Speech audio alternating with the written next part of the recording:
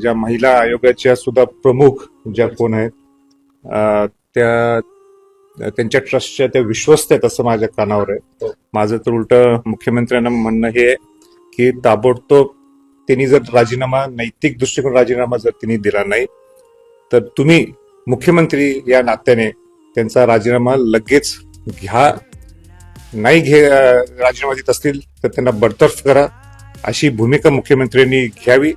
कारण का महिला आयोगाच्या प्रमुख आहेत त्या तिथले विश्वस्त आहेत आणि महिलांच्यावर हा बाबा जो कोण असेल अत्याचार करतो हे ऐकणं सुद्धा ज्यावेळी मला कळालं, मी ज्यावेळी लँड झालो मला कळालं, मला ऐकण्यात सुद्धा मला ते ऐकून ऐकल्यासारखं नाही. ऐकू म्हणजे मला म्हणजे त्या मी रुपेशना सांगितलं मला हे ऐकायचं सुद्धा नाही म्हटलं. म्हणजे अशी परिस्थिती निर्माण होते महाराष्ट्रात ही दुर्दैव आहे.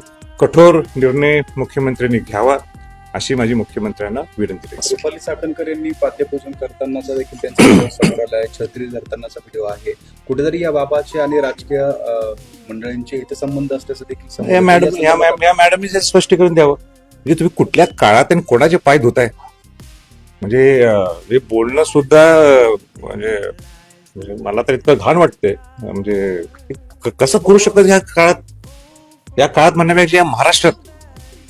आणि तुम्ही महिला आयोगाचा अध्यक्ष म्हणून आतावर राजीनामा दिलाच कसा नाही?